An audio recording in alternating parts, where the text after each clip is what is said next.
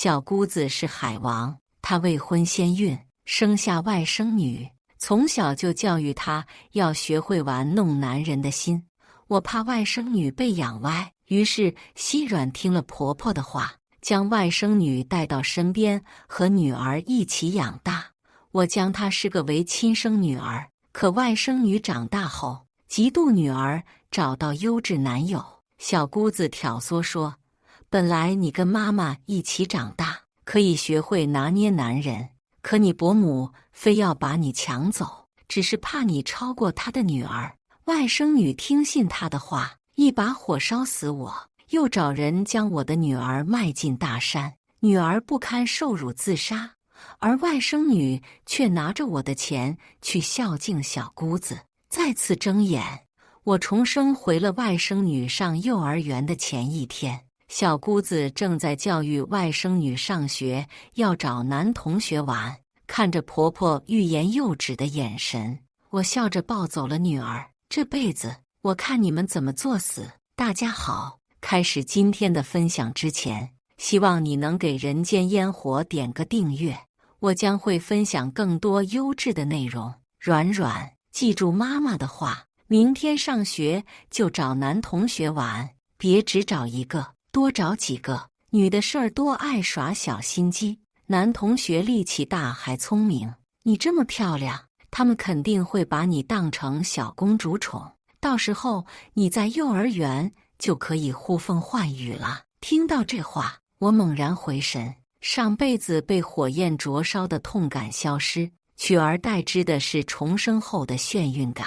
定了定神，我看向说话的女人，正是小姑子林乔。她抱着自己未婚先孕生下的女儿林软，正嘱咐着明天去幼儿园要怎么做。我的衣角被扯了一下，低头一看，是女儿林婉，眼眶瞬间酸涩。我把女儿抱了起来，抱得很紧。上辈子因为林软，女儿没少受委屈，最后在婚礼前夕还被嫉妒的她害死。这辈子无论如何，我都要保护好我的女儿。婉婉的小胳膊圈住了我，声音奶声奶气，妈妈，我的好朋友都是女孩子。她也听到了小姑子三观不正的发言，可她还太小，不太能理解林乔的意思。我拍了拍她的后背，轻声对她说，交朋友是不论男女的，而且女孩子心思细腻，漂亮可爱，妈妈也希望你多交好朋友。我抱着女儿想离开客厅，却被婆婆叫了一声。看着婆婆欲言又止的目光，我什么也没说，直接回到房间开始收拾行李。这个家不能多待，外面那娘仨都不是正常人。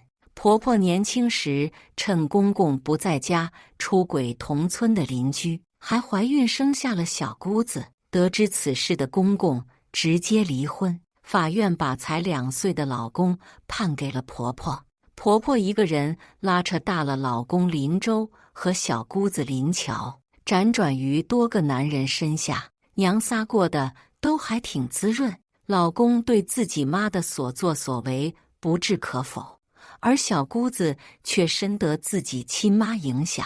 她从小就混在男孩堆里，长大后自称是海王，与多个男人不清不楚。后来怀上外甥女，更是连孩子亲爹是谁都不知道。我劝她还年轻，不如打掉孩子，她却冲我翻白眼。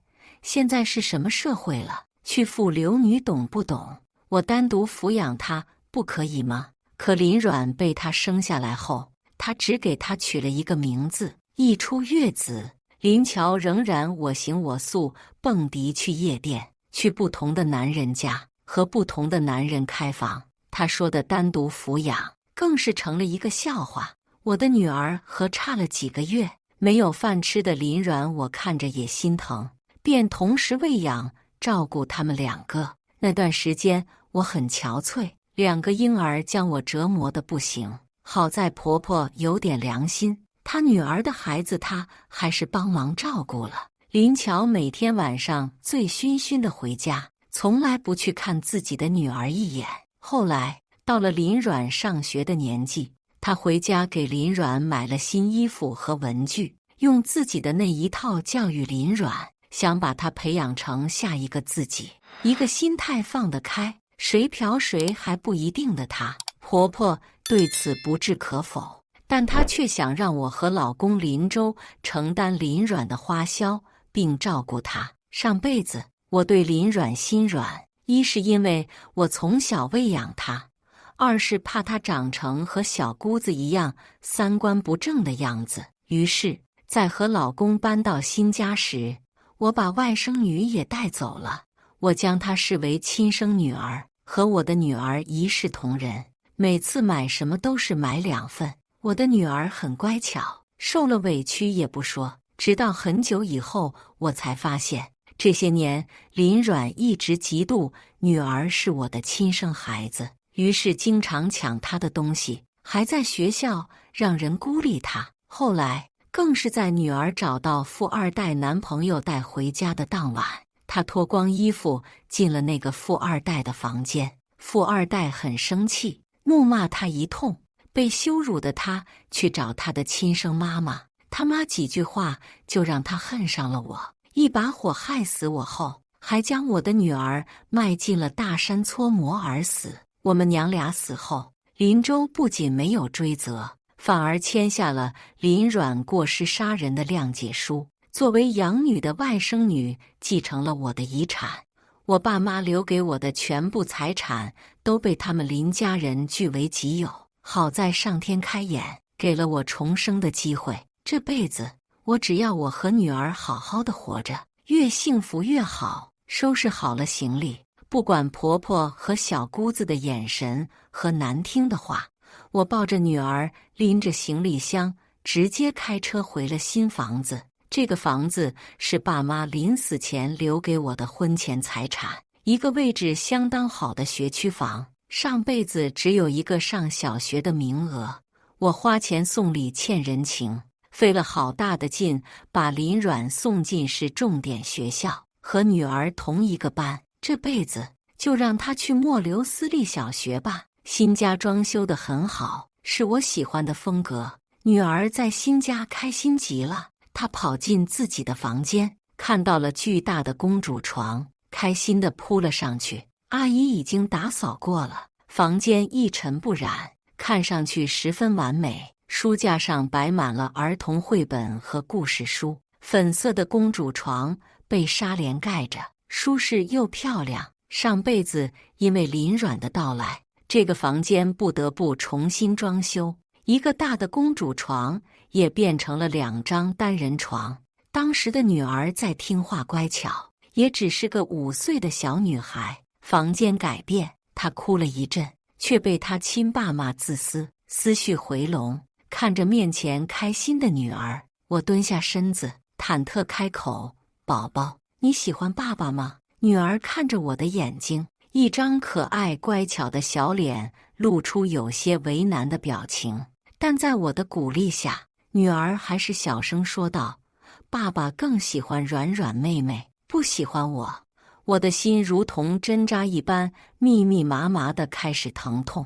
我的女儿，她才这么小，就已经看清楚了爸爸的偏心，而我活了这么久，临死前才看清他们林家人的可恶。这辈子我不会再让这种情发生。我拥抱住了女儿，轻声对她说道：“那我们不要爸爸了好不好？以后妈妈只要你一个宝宝，不会让你比其他的小朋友拥有爱少。妈妈会对你很好很好，好不好？”女儿点了点有些肉肉的小下巴，将脑袋埋进我的肩膀里，声音更小了：“我可以不要奶奶了吗？妈妈，奶奶经常骂我赔钱货，她也只喜欢软软妹妹，她不喜欢我，经常踢我屁股。”听到女儿的话，我的心头一震，毕竟在我面前，婆婆对女儿还是很好的，没想到背地里这样对我的女儿。我咬了咬牙，掩饰好目光中的恨意，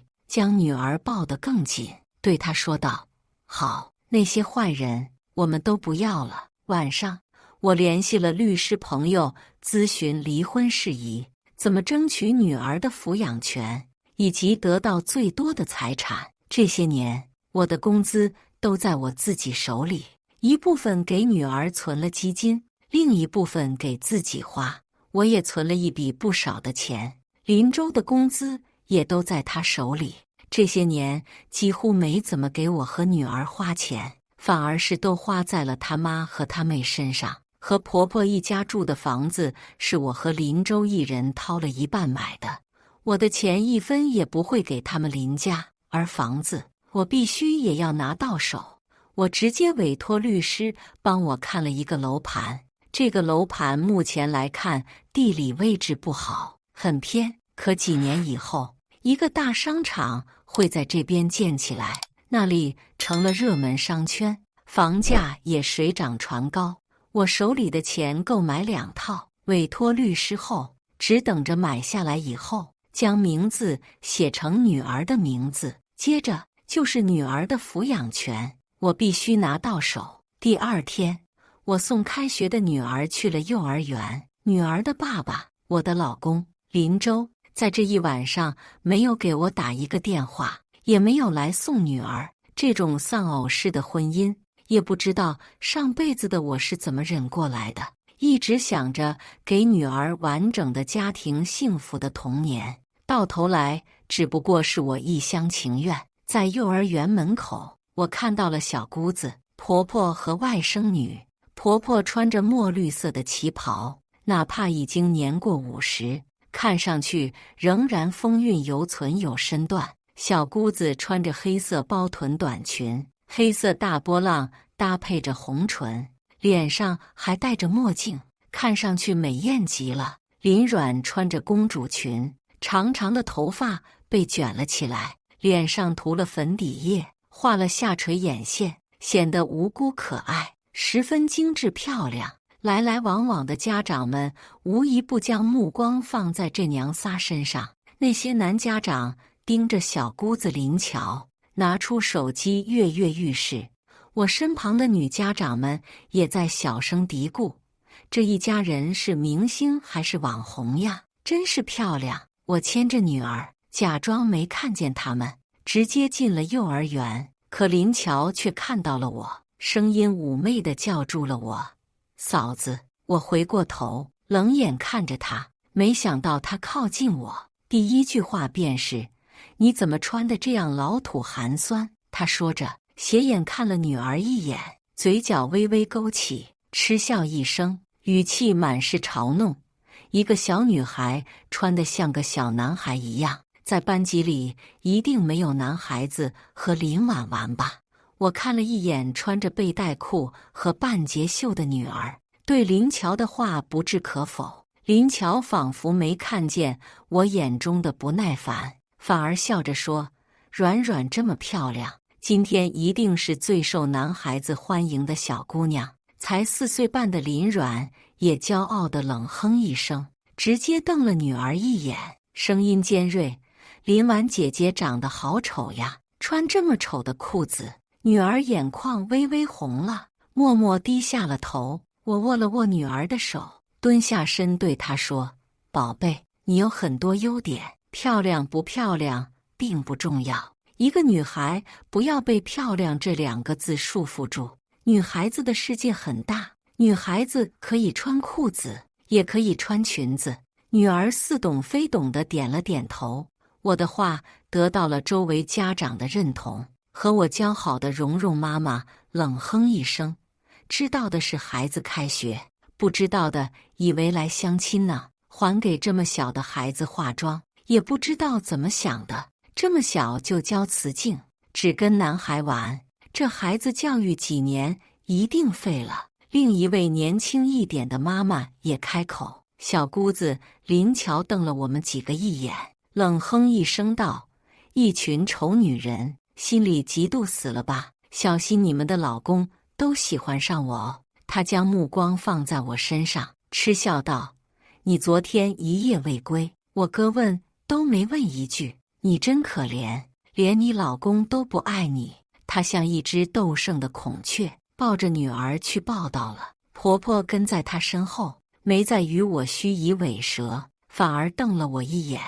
我刚才就看到他与一个老头互换了联系方式，我没把他的话放在心上，毕竟他哥的爱屁都不如。又哄了女儿几句后，我带着女儿去了班级，看着女儿找到好朋友后恢复快乐的脸，我欣慰地离开。我去了房产中心，全款买了律师帮我看好的房子，还把名字写成了女儿。接着将自己的婚前财产整理好，准备好一切后，我拨通了林州的电话。王淑宁，你还记得你有个老公啊？为什么昨天搬家不告诉我？再次听到林州的声音，我有些生理性不适。和他同床共枕几十年，直到死后才看出他的真面目，直到他温柔知性的外表被撕开，露出恶魔的皮囊。上辈子我和女儿一死一消失，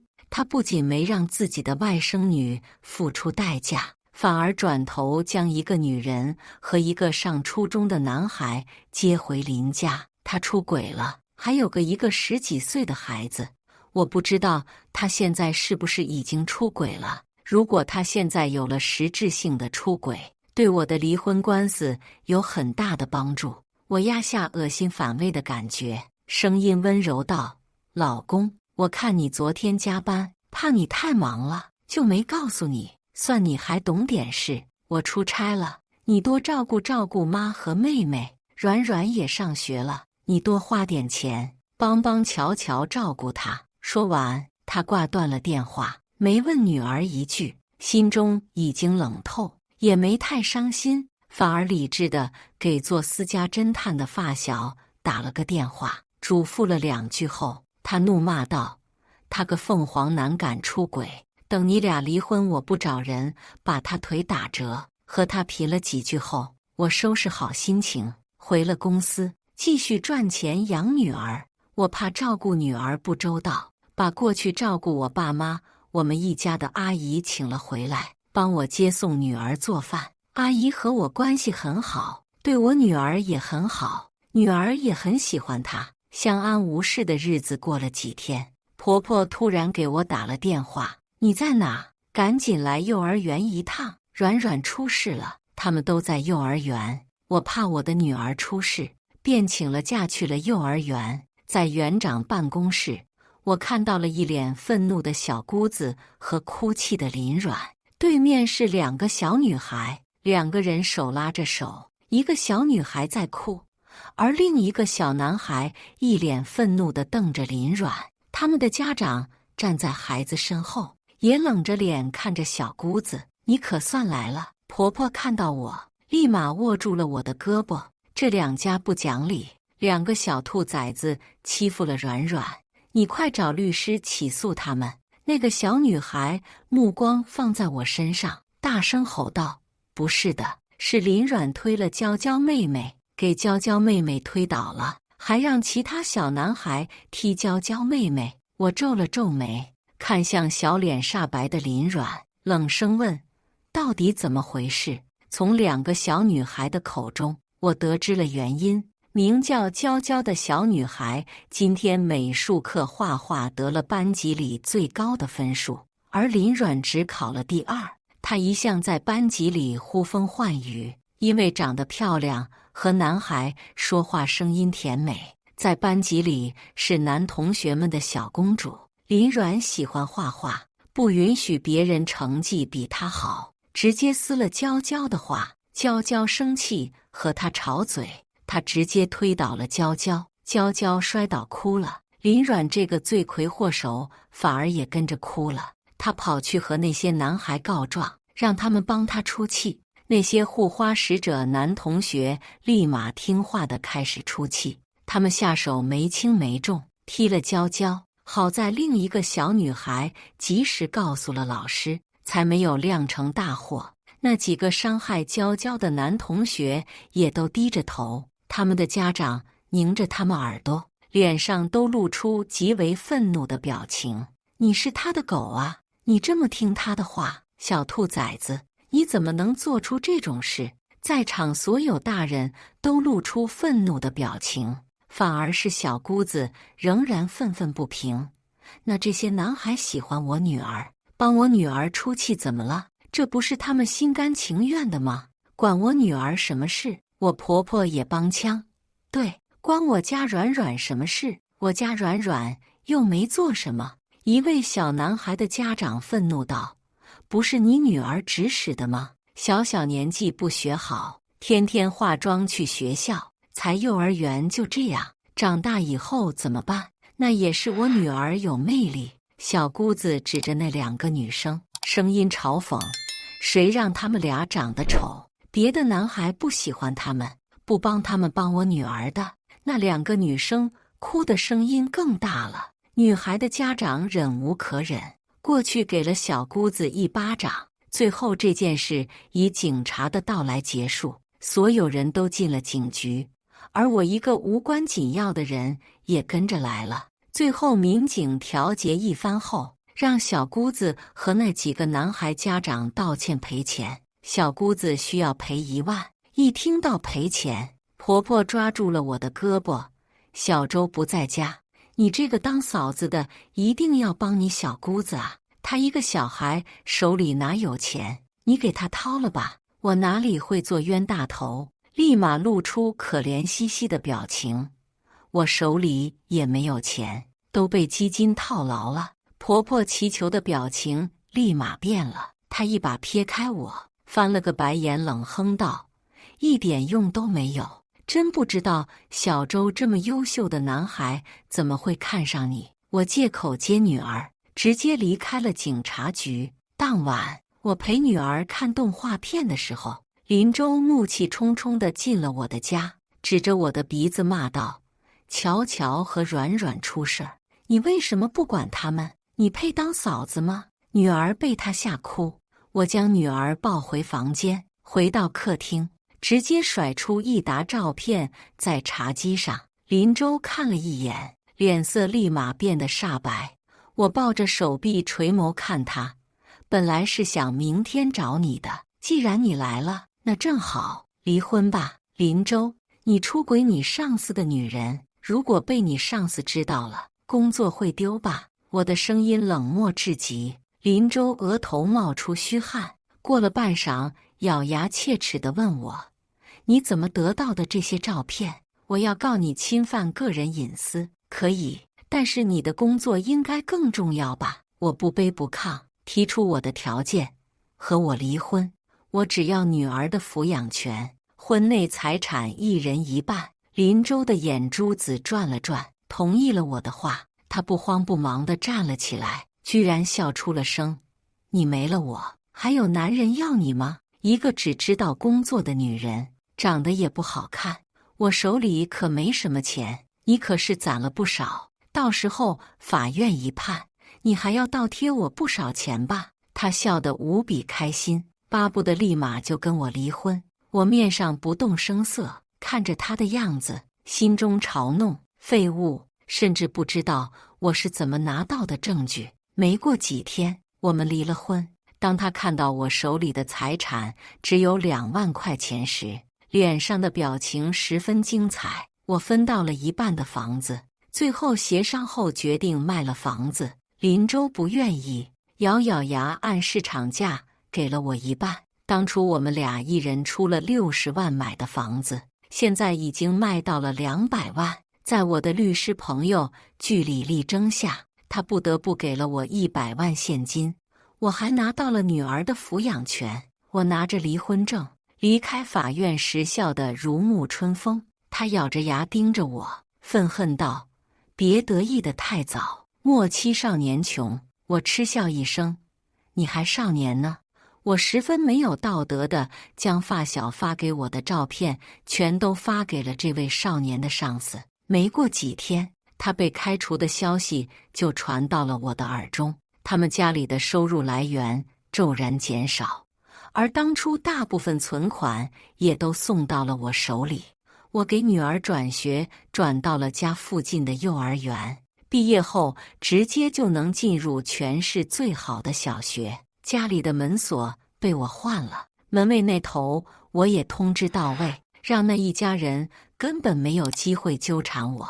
林周给我打了无数电话，直到被我拉黑，这一家人才消停许多。直到女儿2年级那天，我送女儿去学校时，居然碰到了婆婆。婆婆穿着并没有我想象的落魄，反而穿得更好了。林阮牵着她的手，打扮得像一只骄傲的天鹅。她还是化着淡淡的妆，头发卷卷的。几个小男孩一看到她就围了过来，而她对他们每个人都露出笑容，将手里的糖分给他们。我心中疑惑，林阮是怎么进到这个小学的？以他们现如今的经济条件，除了附近有房，上面有人，根本进不了。婆婆也见到了我，趾高气昂地走到我身边，声音刻薄尖锐：“你走以后，小周娶了个比你强100倍的女人，乔乔也有了富2代男友，果然是个丧门星。”林阮也看了我一眼，她出落得更好看了，身形苗条，面容精致。她淡淡地瞥了我一眼，转身跟着几个男孩子上学去了。婆婆冷哼一声，也走了。我垂下眼，没想到这辈子因为我的离婚，居然会变成这样。上辈子说只谈性不谈情的海王小姑子，居然找了男朋友。没想到巧合这样多。晚上和客户吃饭时，我居然碰到了小姑子林乔。同事和我说，小姑子是个网上的清纯网红，碰到这位大腹便便的客户时还是初恋。客户对她宝贝的不行，我瞳孔地震。初恋，她孩子都有了，所以这富2代并不知道她有一个孩子这件事。一向颜控只谈帅哥的林乔，为了钱依偎在肥胖的富2代身边，看见我时目光冰冷，警告我不要乱说。我当然不想再掺和他们的事儿，和客户签了合同后便回了家。没想到不到半年，同事便神秘兮兮的过来给我讲八卦。那个网红你还记得吗？清纯的那个。同事笑得贼兮兮，他孩子都有了，以前是个海王，大学就谈了无数男生，还脚踏几只船。我当然知道，但面上还是装作震惊。真的假的？不像啊。原来是林乔和富2代谈得十分痛苦，难改本性，趁着富2代不在就去泡吧，一晚上和5、6个男人发生关系，被突然查岗的富2代捉奸在床。当时的场面混乱不堪，这些人还被录了视频。林乔在网上彻底火了，那些被他玩弄的男生也都纷纷站出来扒他。他大学脚踏12条船，收了几10万的礼物的事儿被闹得沸沸扬扬，他成了网上的时间管理大师。富2代也不是吃素的，直接告了林乔，追回钱财。不过这些事都和我没关系了。我勾了勾唇，听着同事眉飞色舞地给我讲八卦，思绪回到几天前。我在酒店接待客户时看到了林乔和几个男人进入房间，拍下照片发送地址，一气呵成。富2代十分感谢我，爽快地签了第2季度的合同。我笑着拿了提成，虽然那些人也是我花钱派去勾引林乔的，但是抱歉，提成真的很香。林乔不敢出门，林州的新婚妻子也甩了他。那富2代还是这个富婆牵线的，出了事他也生气，一气之下直接和林州离了婚。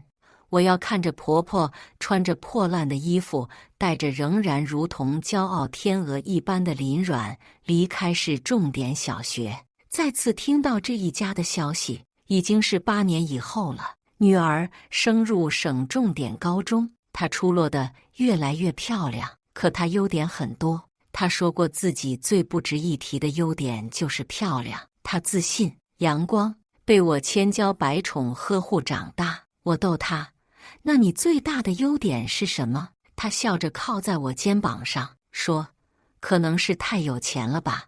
我们娘俩在高级餐厅笑着调侃，一转眼却看到了意想不到的人，上辈子化成灰我也记得的一张脸。林阮，她长大了，穿着吊带裙，锁骨纹了一朵娇艳欲滴的玫瑰花，长得更漂亮了，整个人如同勾人心魄的妖精。他对面坐着的男人看上去很成熟，在餐桌上，他握住了她的手，却被他不经意地抚开。男人微笑了一下，收回了手，声音调笑：“想摘走你这朵玫瑰，还挺困难。”林阮摇了摇头，不说话。两个人吃完饭后共同离开。我和女儿在地下停车场碰到了林阮。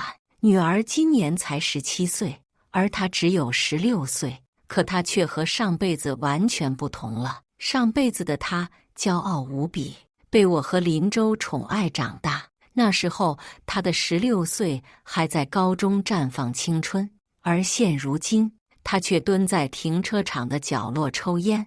女儿声音很低，好像是林阮。我拉着女儿的手，摇了摇头道：“我们和他已经没有关系了。”女儿看了他一眼，听了我的话，和我默默离开。我已经是公司的总监了，公司来了个关系户，是老板的儿子。老板有意让我带他。和老板儿子吃饭见面时，我又见到了林阮。这次他坐在我老板儿子身边，两个人动作亲密，他好像不认识我一般，礼貌地跟我打招呼。我压下心中的疑惑，也自然地和老板儿子交谈。老板儿子性格幽默，饭桌上欢声笑语不断。林阮十分乖巧地坐在他身边，只偶尔搭话，直到饭局结束。我在卫生间碰到了林阮，他堵在门口看着我，表情嘲讽：“这辈子我跟了妈妈，是我做的最重要的一件事。”我压下震惊，面无表情地看着他，听着他继续开口：“妈妈教了我很多，我越来越清楚你上辈子有多可恶。好在这辈子属于我的都回来了。”他声音自信：“没有我得不到的男人，我成了玩弄男人的女王，而你的女儿这辈子一定过得不如我。”听了他的一番话，我笑着摇了摇头：“小姐，我好像不认识你。”我声音轻快：“你和我说这些，不怕我告诉你男朋友吗？”我意有所指，他却耸了耸肩：“他才不是我男朋友，他只是我的其中一条鱼罢了。没了他，我还有很多男人。”我勾搭他的目的很简单。他露出微笑：“开除你。”说完，他整理好表情，露出楚楚可怜的表情，慌张地跑出卫生间，扑进老板儿子怀里。不知道他说了什么，老板儿子神色奇怪地看了我一眼。我嗤笑一声，点了点头，算是打招呼，接着便离开了。他们娘俩到底什么时候才明白，男人不会成为女人的武器，女人最终能靠的只有自己。现在这个时代的主宰不是男人，男人也不是女人们拔刀相向时的倚仗，相反，他们应该更感兴趣女性为他们大打出手。情爱和美色对男人来说并不是最重要的，他们更看重金钱名声，美色只不过是点缀。对女人来说也应该是这样，可仍然有女人不懂这个道理。她们以为靠情爱玩弄了男人，便是新时代的女性觉醒的象征，从来不是。如果这是觉醒象征，那男人也太觉醒了吧？女性的觉醒在于对不公的发声，在于对能力的提升，能更加明白自己是个人，然后才是女人。我垂下眼，离开了这里。林阮并没有如愿，他的鱼没有开除我，反而成了我的跟班，每天跟着我工作，还要听我的安排。我的老板是个女人，还是个认可我能力的女人。他指望着我带他儿子快速上手。对于林阮的存在，他嗤之以鼻，就给我儿子玩玩吧，谈恋爱都不够格。没过几天，老板儿子就跟他分了手，因为老板儿子碰到了与他这朵玫瑰完全不同的清水百合。林阮来到我们公司楼下，哭得我见犹怜，而他的鱼看都不看他一眼，冷漠地上了楼。反而是我递给了他一张纸巾：“小姐，别哭了，影响工作。他狠狠地瞪了我一眼，低声道：“别得意，我还有其他男人，不差他这个。他是我那些男人里最没用的一个。”没过几个月，我再一次见到了林阮，在一家酒店里，他搂着那天在餐厅和他一起吃饭的男人。这次的他没有再拒绝男人，反而一个劲儿地往男人怀里贴。两个人进了酒店房间，可没过一会儿，几个衣着光鲜的女人跟着服务生打开了这个房门。衣着不整的林阮被几个人拽着出了房间，无数摄像头对准了他。他拼命拿可怜的布料遮住自己，他匍匐在地，哭得十分崩溃，和当初他妈被人捉奸如出一辙。林阮向那个男人伸出求救的手，可那男人跪在地上扇自己巴掌：“老婆，我错了，都是他勾引我的，他求我睡他，我一时糊涂。”说完，他像是要证明自己一般，毫不留情地踹了林阮一脚。我看着这一幕，心里说不出爽，也说不出心疼。